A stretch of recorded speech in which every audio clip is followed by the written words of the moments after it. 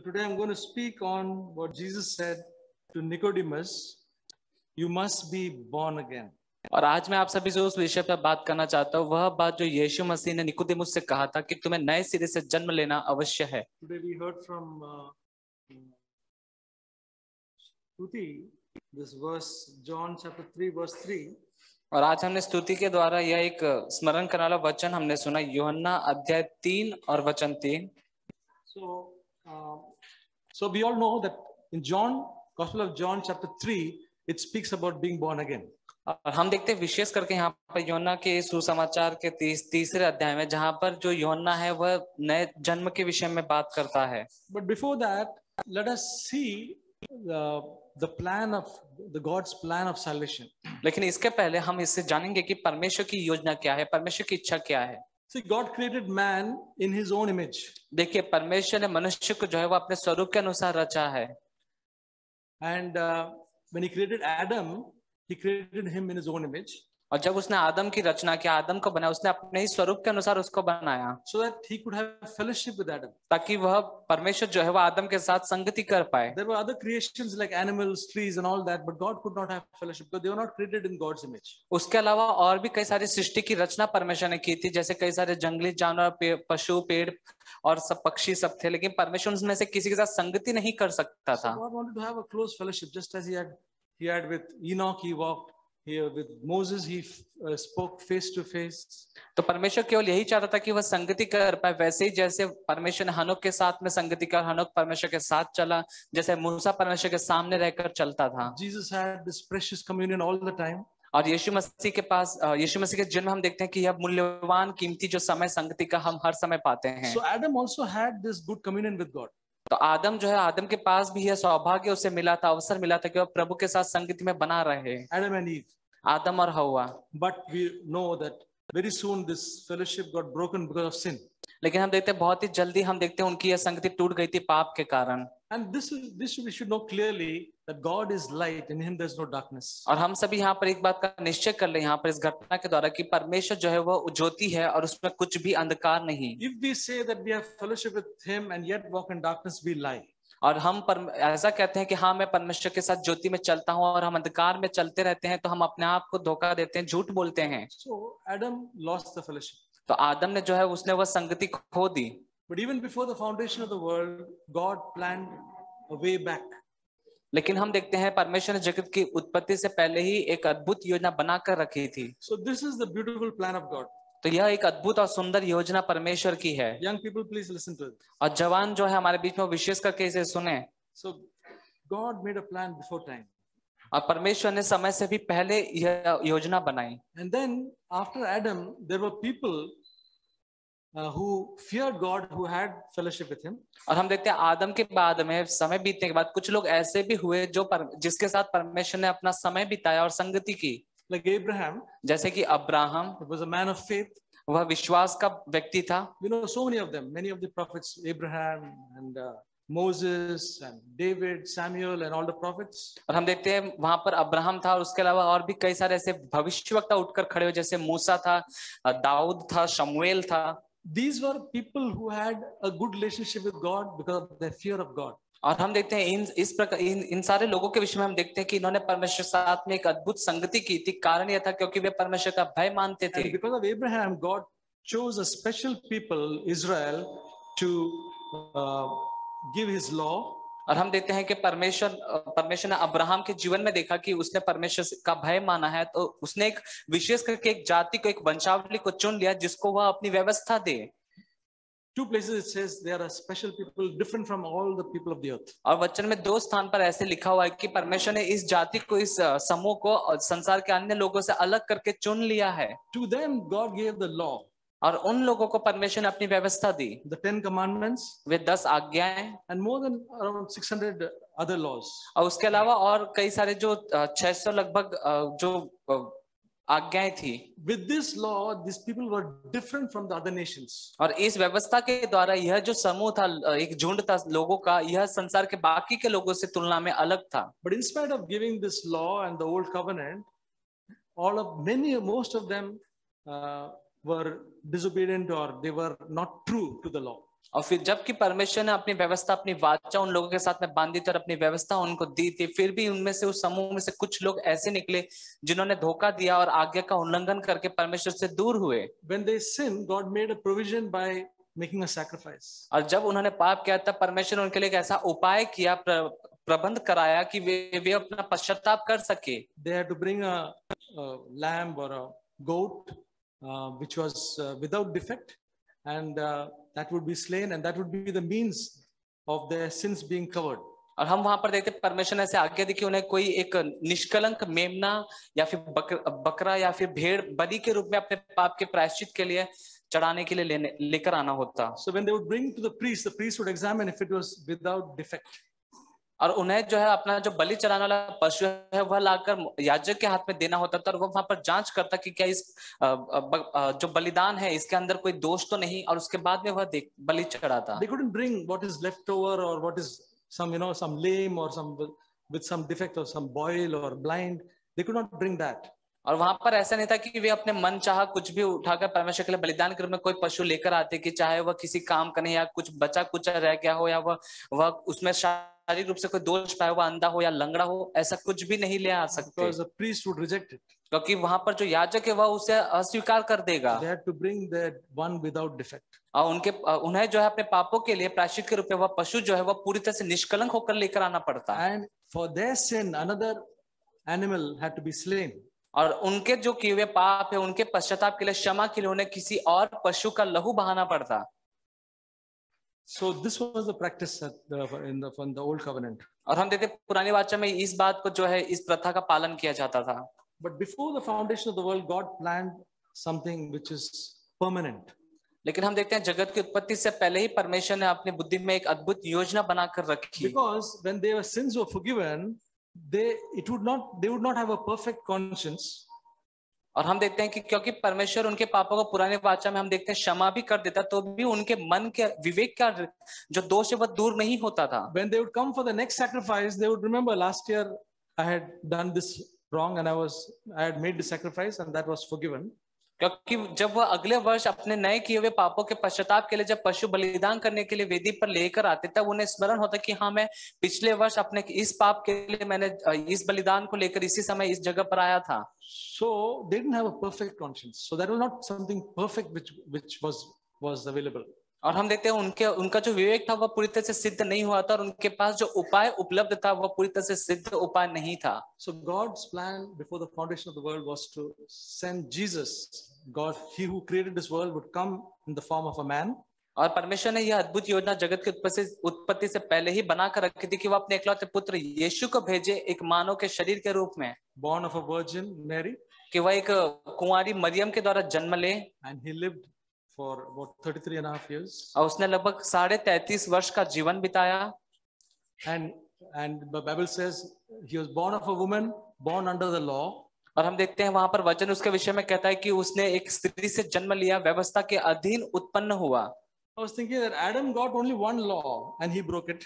और हम देखते हैं कि वहां पर कि आदम को केवल एक ही व्यवस्था परमेश्वर ने दी थी और उसने उसे तोड़ दिया। Nothing else was told to him. Only one thing: don't eat of this tree.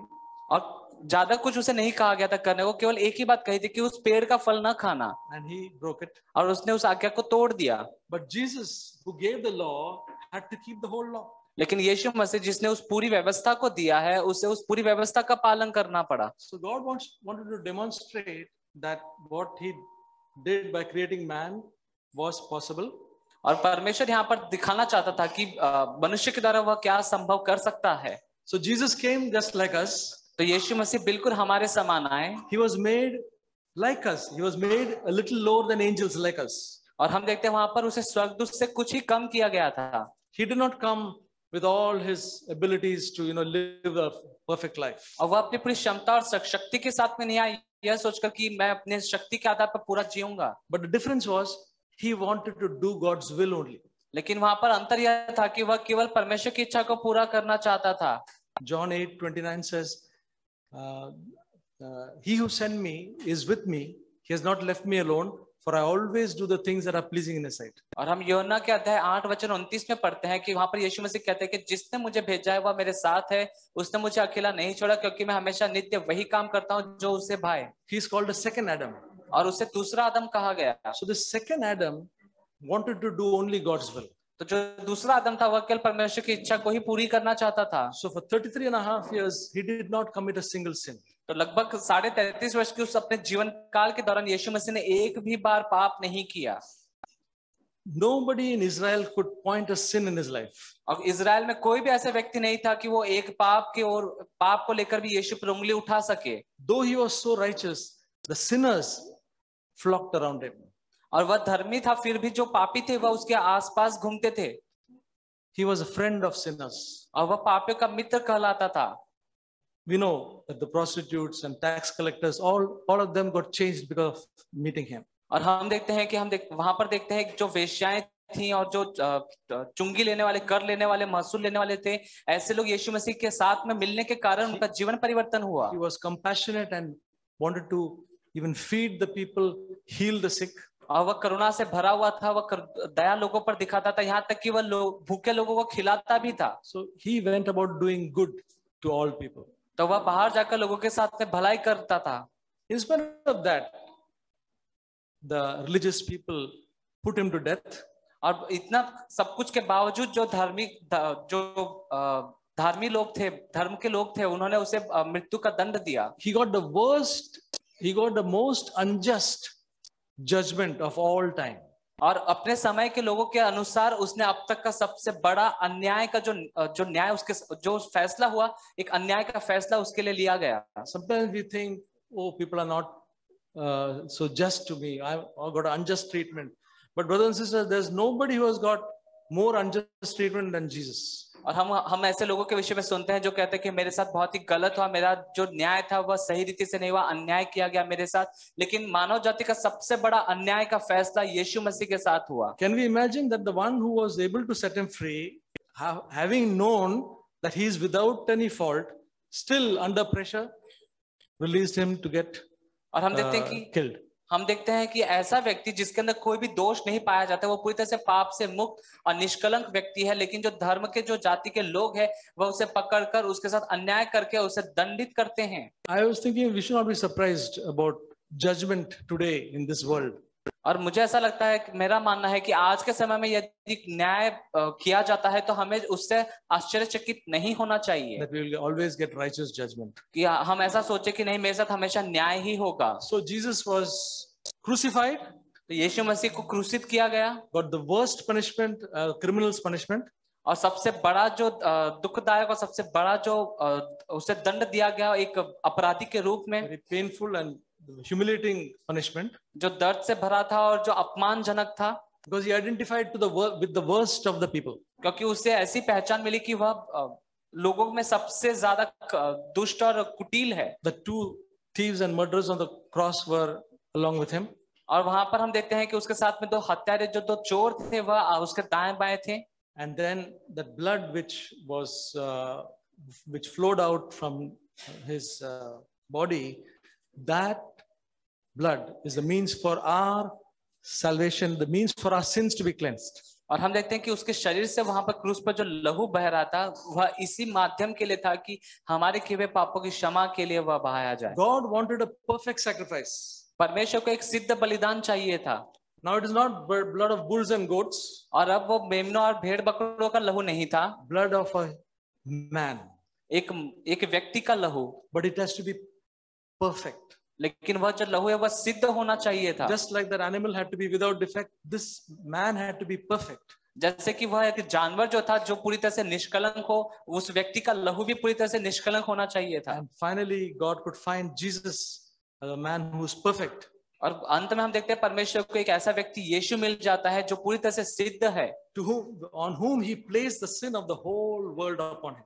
और जिसके कंधों पर परमेश्वर ने सारे मानव जाति के, संसार के, जगत के पापों का बोझ डाल दिया। Brothers and sisters, each one of us, our sin was placed on Jesus. अब भाई बहनों, हमारे पापों को परमेश्वर ने यीशु मसीह के ऊपर डाल दिया Because of his love for us. क्योंकि उसका प्रेम जो वो हमसे करता था। In the Old Testament, whenever they sinned, the animal would be slain. But here, Jesus was slain for us.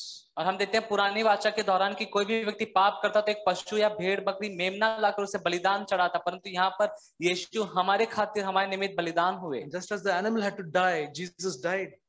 और जैसे कि वह एक पशु की मृत्यु वहां पर होती थी, यीशु मसीह हमारे लिए मरे And he was buried. और उसे गाड़ा गया। Okay. But now the story is very much different. लेकिन अब हम आगे की कहानी में देखते हैं कि बहुत ही अलग बात है। When Adam sinned, death followed. और हम देखते हैं कि जब आदम ने पाप किया तब मृत्यु आई। And so every man died. तो जो सारे मनुष्य जो है वे भी मर गए And they were buried. और वे गाड़े गए And their flesh decayed. और उनका जो शरीर था वह सड़ गया। So now Jesus was buried. लेकिन यीशु मसीह जो है उसे गाड़ा गया। But he had no sin. लेकिन उसमें कोई पाप नहीं था। Death has power only when there is sin. और मृत्यु की सामर्थ तभी काम करती है जब कोई पाप होता है वहां पर। So death could not have power over Jesus. तो जो मृत्यु है उसकी कोई भी सामर्थ नहीं काम कर रही थी यीशु मसीह पर। He could not be held in the tomb. और वह मृत्यु जो है यीशु मसीह को कब्र में दबाकर नहीं रख पा रही थी। God raised him up. और परमेश्वर ने यीशु मसीह को जिलाया। This is the secret of the resurrection, that the one who is without sin will be resurrected. और यह एक पुनरुत्थान के पीछे की रहस्य की बात है कि जो पाप से मुक्त होता है, निष्कलंक निष्पाप होता है, उसका पुनरुत्थान होता है। So Jesus rose, and it just to prove that this was a man without sin. और यीशु मसीह फिर से जी उठे इस बात को प्रमाणित करने के लिए कि वह एक हमारे समान बिल्कुल मनुष्य ही था। Otherwise, like us, his flesh would decay.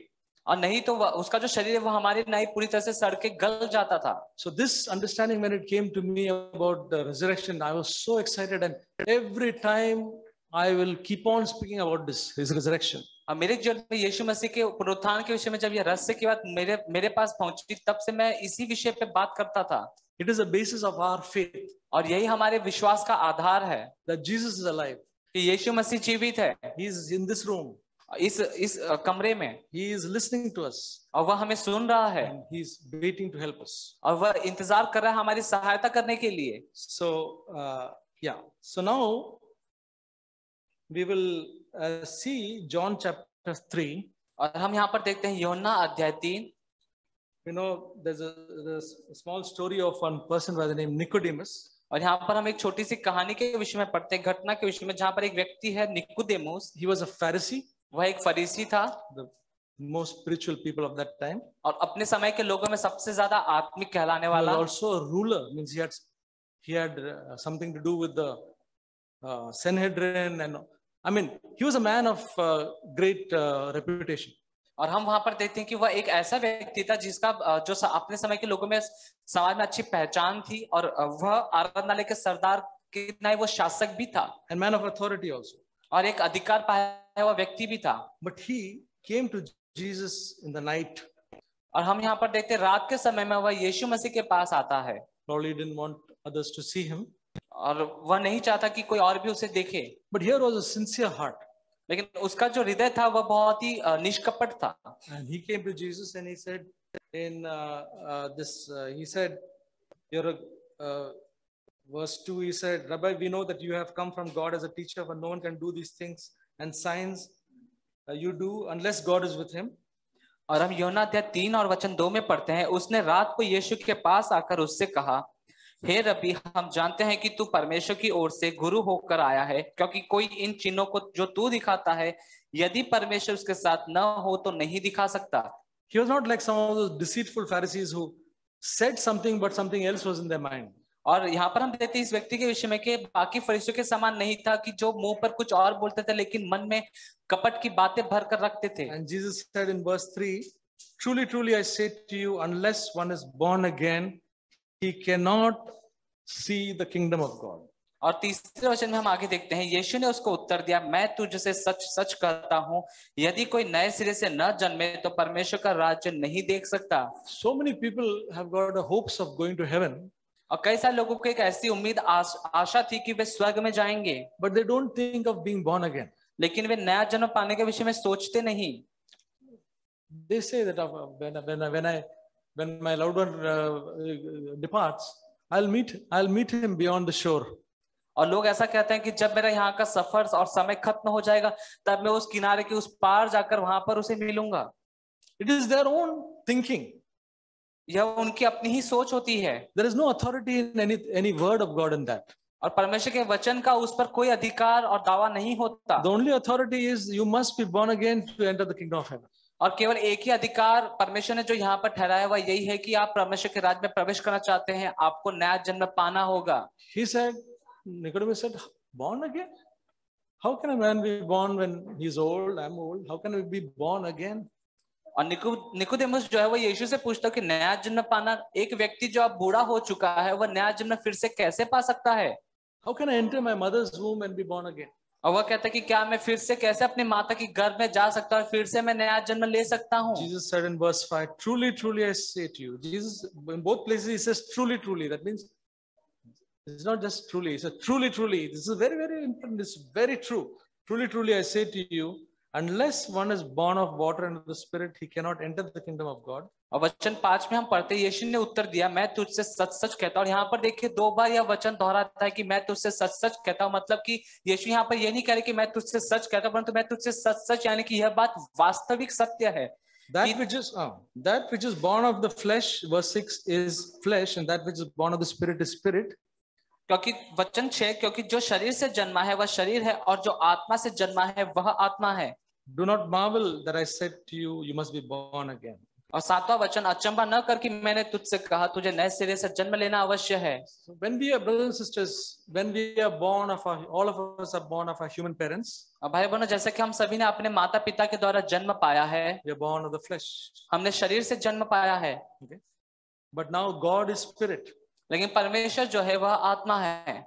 So we have to be born of God. तो हमें परमेश्वर से जन्मना अवश्य है। Then we are born of the Spirit. तब हम आत्मा से जन्म लेंगे। That is the new birth. और यही नया जन्म है। So we are born of the flesh, all of us. हम सभी ने शरीर के अनुसार नया जन्म, शरीर के अनुसार जन्म पाया है। We had that first birth. हमने पहला जन्म पाया। Now the second birth. अब हमारा दूसरा जन्म होगा। Everyone who enters the kingdom of heaven is twice born. और हर एक व्यक्ति जो परमेश्वर के राज्य में प्रवेश करता है वह दूसरी बार जन्मा हुआ व्यक्ति होता है। That is what the word of God says. और यही परमेश्वर का वचन कहता है। Okay? To be born of the Spirit, born of our heavenly Father. कि हम आत्मा के द्वारा जन्म लेंगे, हम परमेश्वर की संतान होकर जन्म लेंगे। How does that happen? वह कैसे होता है? It is when God, the Holy Spirit, comes and resides in us. जब परमेश्वर की पवित्र आत्मा जो है, परमेश्वर का प्रतिरूप, वह हमारे भीतर आकर वास करता है। As the natural man, natural person born of the flesh, the Holy Spirit does not rest in us, lives in us. और एक शरीर के अनुसार जन्मा हुए व्यक्ति होने के नाते स्वाभाविक रूप से पवित्र आत्मा आकर हमारे भीतर वास नहीं करता है। The people, all the multitudes around outside, the Holy Spirit does not live in them. और हम देखते हैं बाहर, हम बाहर जाकर देखते हैं कई सारे सैकड़ों लोगों को हम देखते हैं बाहर ऐसे ही हैं, वहां पर उनमें पवित्र आत्मा जाकर वास नहीं करता। Because they have not asked God to come into their life. क्योंकि उन्होंने परमेश्वर से अपने हृदय में आने के लिए नहीं कहा है। Like Nicodemus, they had no thirst. जैसे निकोदेमुस के अंदर प्यास थी, उनके हृदय में वो प्यास, वो लालसा नहीं है। Jesus is a shepherd he's going after many people. He's going after all of us. He came after each one of us. और यीशु मसीह जो हमारा सच्चा चरवाहा है, वह हम सभी लोगों के पीछे वह चला आता है और वह खोजता है, जैसे वो हमारे पास आया। And one day we responded to him. और एक दिन हमने उसके उस प्रश्न, उसकी बात का हमने प्रत्युत्तर उसे दिया। Maybe you are brought up in a Christian home. हो सकता है आपका जो पालन पोषण है वह एक मसीही परिवार में हुआ हो। And you've been hearing the word of God and your parents telling about Christ. और आप बार बार परमेश्वर के वचन को सभा में सुनते हैं और आपके माता पिता आपसे यीशु मसीह के विषय में बताते हैं। And probably you are not interested. लेकिन आप उसमें कोई भी रुचि दिलचस्पी नहीं रखते। But one day a day came when you felt the need and you accepted him. और लेकिन एक दिन ऐसा होता है, एक समय आता है जहां पर वे आपसे यीशु के विषय में बात करते हैं और आपको उसकी जरूरत जान पड़ती है और आप घुटने टेक कर उसके पास जाते हैं। I pray that all of us here, all the children here in this room will be able to call out to Jesus and say, Jesus, I want you. That's like Nicodemus. और मेरी यह इच्छा है कि हमारे बीच में जितने भी बच्चे और जवान उपस्थित है वे सभी अपने जीवन में ऐसे स्थान को पा ले जहां पर वह हर समय कहे कि यीशु मुझे तेरी आवश्यकता है. And the Holy Spirit, God will come and abide in us. और जब परमेश्वर का पवित्र आत्मा परमेश्वर जो है वह हमारे उनके भीतर आकर वास करेगा. That's what he said in John 14. He says that I am the. You see that verse? और वही हम वचन यूहन्ना के अध्याय 14 में हम देखते हैं जहां पर वह कहता है वह भीतर आकर तुम्हारे वास करेगा.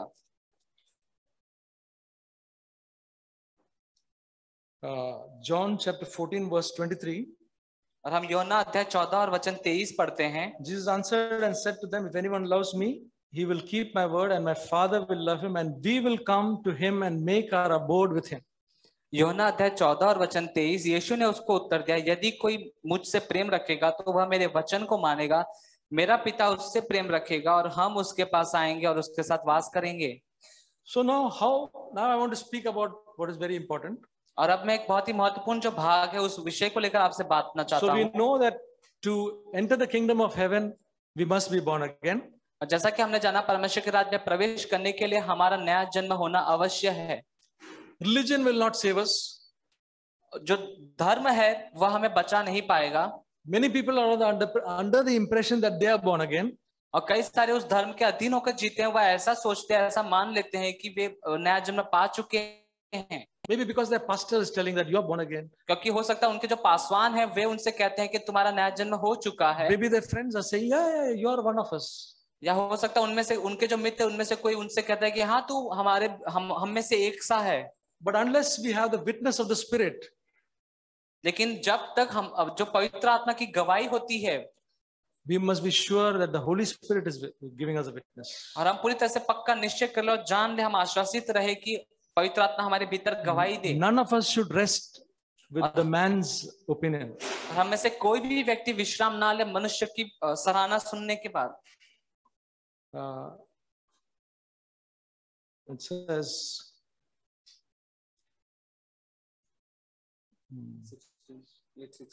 yeah, but I've got a good help here. Romans 8:16 says, the Spirit himself bears witness with our spirit that we are the children of God. और हम रोमियो अध्याय 8 और वचन 16 में पढ़ते हैं, आत्मा आप ही हमारी आत्मा के साथ गवाही देता है कि हम परमेश्वर की संतान हैं. I am not interested in anybody telling me that I am born again. मैं इसमें बिल्कुल भी रुचि नहीं रखता, दिलचस्पी नहीं दिखाता कि कोई व्यक्ति या कोई मनुष्य आकर मेरे पास आकर कहे कि मैं नया जन्म पाया हूं. Because I will not be sure. क्योंकि मैं उससे पक्का निश्चय नहीं करूंगा. The Spirit, the Bible says a wonderful thing. The Spirit bears witness with our spirit that we are the children of God. Bible यहाँ पर एक अद्भुत बात बताती है कि परमेश्वर का जो पवित्र आत्मा है वह हमारे विषय में गवाही देता है कि हम परमेश्वर की संतान हैं. Then we can be sure. और तब हम पक्का निश्चय जान लेंगे और हमें आश्वासन होगा. So how to be born again, brothers? तो नया जन्म भाई और बहनों हम कैसे प्राप्त कर सकते हैं?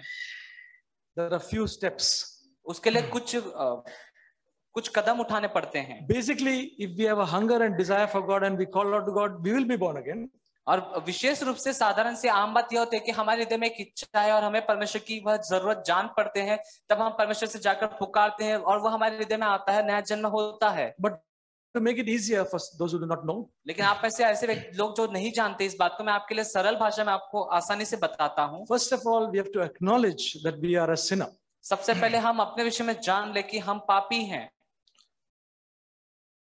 If we say that I don't think I'm such a sinner, यदि हम अपने विषय में ऐसा सोचते हैं कि मुझे नहीं लगता कि मैं पापी हूँ, then Jesus cannot save us.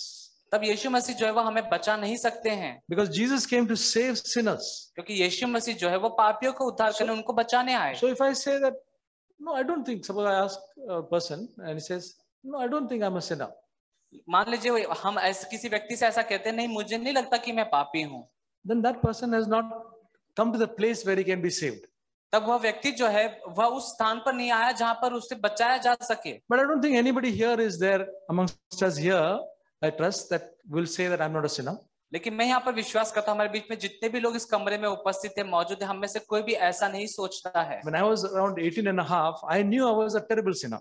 मैं जब 18.5 वर्ष का जवान था तब मैं ऐसे सोचता था कि मैं सबसे बड़ा पापी हूँ। So that is a one good step. Acknowledge that we are a sinner.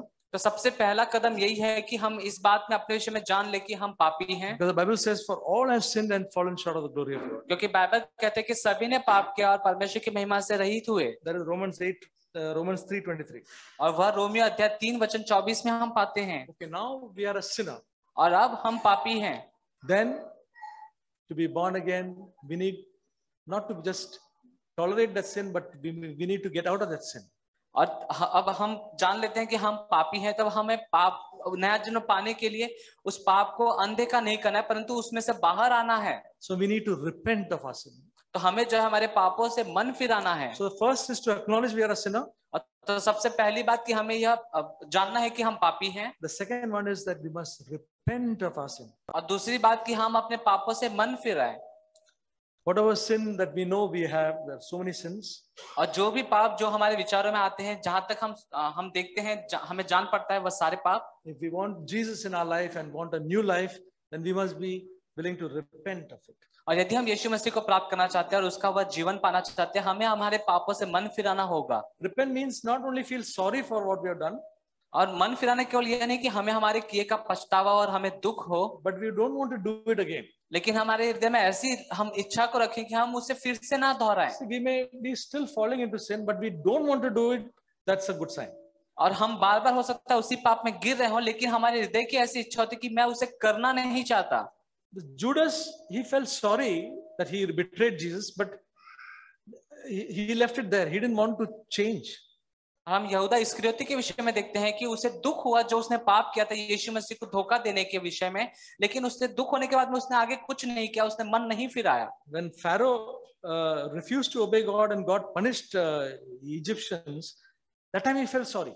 और हम देखते हैं कि जो फरो राजा था मिस्र में, उसने इजराइल को बहुत ही पीड़ा और दुख दिया था और उससे दुख हुआ, लेकिन उसने अपने उस किए हुए का पछतावा जरूर किया, लेकिन उससे मन नहीं फिराया। But he didn't want to stop that. लेकिन वो वहां पर रुकना नहीं चाहता था। That will not do. That is not repentance. और वह मन फिराना नहीं है। The repentance is that I'm sorry and I don't want to do it again.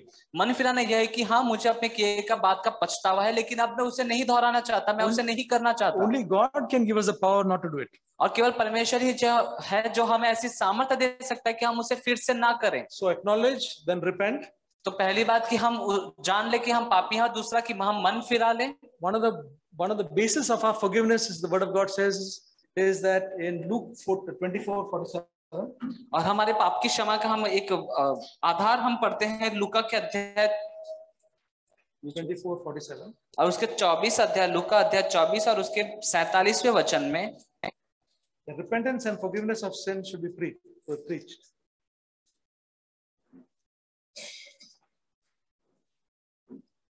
और हम यहाँ पर पढ़ते हैं कि पापों की क्षमा का प्रचार उसके नाम से किया जाए।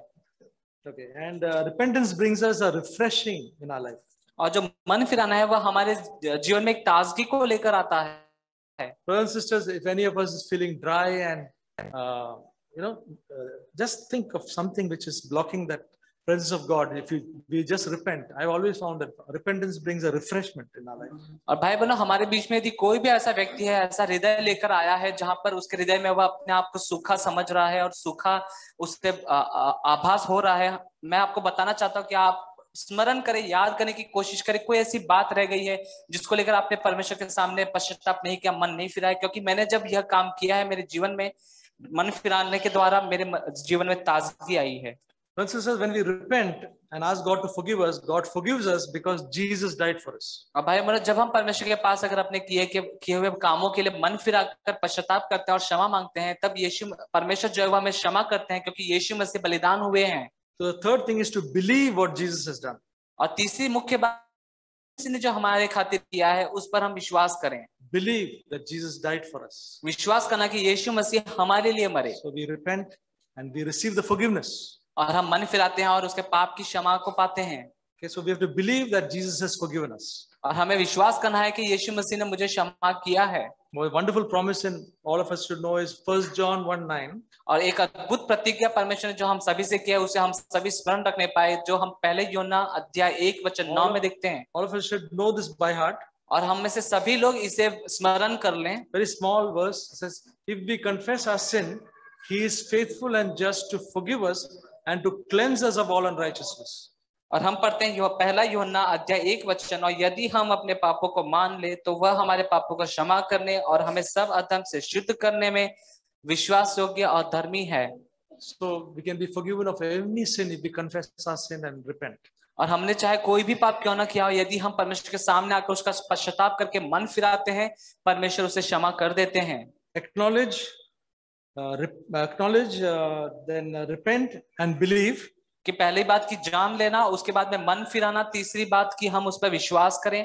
Now to be born again and to be a child of God is we cannot do by our own works. और अब नया जन्म पाने के लिए, उद्धार पाने के लिए अब हम यह काम को अपने कामों के द्वारा नहीं कर सकते। Many things we can do with our own ability and our works, but the life of God we cannot do with our own works.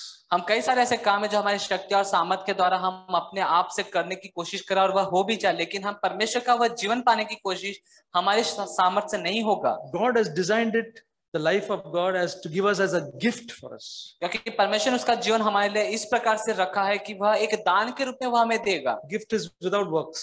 और जो दान होता है, जो तोहफा होता है, वह बिना किसी काम के होता है। Ephesians 2:8 says, "For by grace we are saved through faith, not by works, but and that not of yourselves, it is the gift of God, और हम not देखते as a हैं, result of works, so that no one will boast." और हम इफिसियों की पत्री में वहां पर उस वचन को पढ़ते हैं कि विश्वास के द्वारा अनुग्रह से तुम्हारा उद्धार हुआ और यह तुम्हारी ओर से नहीं हुआ, क्योंकि यह परमेश्वर के अद्भुत सामर्थ के द्वारा हुआ, ताकि कोई व्यक्ति उस पर घमंड न कर पाए।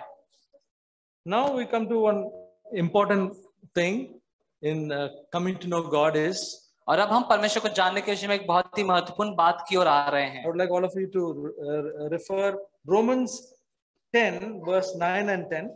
और आप निकाले रोमियो का अध्याय 9 to 10. उसका वचन 9 और 10। It says that if you confess with your mouth the Lord Jesus as Lord, okay? Now two things. One is our mouth and our heart. Our heart is not the heart that we have, physical heart. Our heart is the innermost being. Okay. So if we confess with our mouth, और हम यहाँ पर देखते हैं Romeo अध्याय 10 वचन 9 और 10, जहां पर हम पढ़ते हैं कि यदि तू अपने मुंह से यीशु को प्रभु जानकर अंगीकार करे, अपने मन से विश्वास करे। यहाँ पर हमारे शरीर का दो भाग बताया है। पहला कि हम मुंह से अंगीकार करें और मन से विश्वास करें that he is Lord, कि यीशु प्रभु है। he is my savior, he has forgiven my sins, and now he is the Lord, वह मेरा उद्धार करता है, उसने मेरे पापों को क्षमा किया है, वह मेरा प्रभु है, and he has risen from the dead. और वह मरे हुए में से जी उठाया है। And believe in your heart that God raised him from the dead. और अपने मन से विश्वास करना कि परमेश्वर ने उसे मरे हुए में से जिलाया। We heard the word today that God raised him from the dead. और आज हमने वचन सुना कि परमेश्वर ने यीशु मसीह को मरे हुए में से जिलाया। Do you believe that? क्या आप इस पर विश्वास करते हैं? If you believe that, truly believe that, यदि आप सचमुच उस बात पर विश्वास करते हैं, you will be saved. आपका उद्धार होगा। Nothing greater than that. और इससे If बढ़कर you कोई महान believe नहीं। Jesus as Lord and believe that he has been raised from the dead, you will be saved. क्योंकि यदि आप यीशु को प्रभु जानकर अंगीकार करते हो और विश्वास करते हो अपने मन में कि परमेश्वर ने उसे मरे में से जिलाया है, आप उद्धार पा लेंगे। For with the heart a person believes, क्योंकि धार्मिकता के लिए मन से विश्वास किया जाता है। like Abraham believed, with the heart a person believes resulting in righteousness. कि जैसे अब्राहम ने विश्वास किया अपने हृदय में और उसके लिए धार्मिकता गिना गया। And with the mouth confession results in salvation. और मुंह के द्वारा अंगीकार किए जाने से उद्धार होता है। So this is very important. You must confess that Jesus is Lord, believe that he is raised from the dead. When we do that, we are saved. और हमारे लिए यह महत्वपूर्ण बात है कि हम अपने मुंह से अंगीकार करें और विश्वास के साथ हमारे मन में विश्वास करके हमारे मुंह से अंगीकार करें और हमारा उद्धार होगा। John 1:12 says, "But as many as received him, to them he gave the right to become the children of God." और यूहन्ना की सुसमाचार अध्याय 1 वचन 12 कहता है कि उसमें से जितनों ने उस पर विश्वास किया, उसने उन्हें परमेश्वर की संतान कहलाने का अधिकार दिया। To as many as said, "Yes, Lord, I believe you, I receive you," He gave them the right to become the child of God. कि जितनों ने यीशु मसीह को प्रभु जन का अंगीकार करके ग्रहण किया और उसे अपनाया, स्वीकार किया, यीशु ने उन्हें परमेश्वर की संतान होने का अधिकार दिया. There are only few people who have responded like that. और ऐसे बहुत ही कम लोग हैं गिने चुने जो इस बात के प्रत्युत्तर ऐसे देते हैं. But you can walk on any street, any place as a child of God. God's eyes upon you. और हम परमेश्वर की संतान होने के नाते हम किसी भी सड़क चौराहे पर किसी भी मार्ग में आगे की ओर जा सकते हैं, क्योंकि प्रभु की जो दृष्टि है, नजरें, वो हम पर निरंतर लगी रहती है. So is it only saying these things and nothing else happens? और क्या अब ऐसा आपको समझ में आता है कि यह केवल मैं कह रहा हूं और कहने के द्वारा ही और कुछ हमें होता हुआ नहीं दिखाई देता? Wonderful verse in 2 Corinthians chapter 5 verse 17. और एक अद्भुत वचन हम पढ़ते हैं 2 कुरिन्थियों अध्याय 5 और वचन 17. If any man is in Christ, he is a new creature. Old things are passed away. Behold, all things become new. और 2 कुरिन्थियों अध्याय 5 वचन 17. इसलिए यदि कोई मसीह में है तो वह नई सृष्टि है, पुरानी बातें बीत गई और देखो सब बातें नई हो गई है. This is the miracle that God does for us. और यह वह अद्भुत चमत्कार है जो प्रभु परमेश्वर हमारे लिए करते हैं. We become a new creature in God. और हम जो है वह एक नया सृष्टि, नया व्यक्ति प्रभु में बन जाएंगे. Old things are passed away. Behold, all things become new. और हमारे लिए जो कुछ भी पुरानी बातें वे बीत जाएंगे और सब बातें हमारे लिए नई हो जाएंगी. If that has not happened in your life, और यदि यह काम आपके जीवन में नहीं हुआ है, brothers and sisters, you are not born again. भाई और बहनों, आपने नया जन्म नहीं पाया है. This is the mark. और यही एकमात्र चिन्ह है. This is the only one of the greatest mark. और यह सबसे बड़ा अद्भुत एक चिन्ह है. Don't rest and don't deceive ourselves. और अपने आप को आप धोखा ना दे, भरमाए नहीं और इस बात पर विश्वास ना करें. Just because of coming to the church, just because somebody else's faith has stirred you, it will not make any difference. इतने पर संतुष्ट ना हो कि केवल आप हर समय सभा में, कलीसिया में आते हैं, किसी और व्यक्ति के विश्वास से आपको प्रोत्साहन मिलता है. God makes us a new creature. परमेश्वर एक नया सृष्टि, नया व्यक्ति बनाता है. Pray to God today and God will do the same thing. He's not partial. अब परमेश्वर जो है वह भेदभाव नहीं करता, वह पक्षपात नहीं करता है, वह सभी के लिए एक समान रीति से कार्य करेगा. So brothers and sisters, this is how we become born again and we start a new life in God. तो भाई बहनों, इस रीति से हम परमेश्वर में एक नया जन्म पाते हैं और अपने इस नए जीवन को शुरू करते हैं. Amen.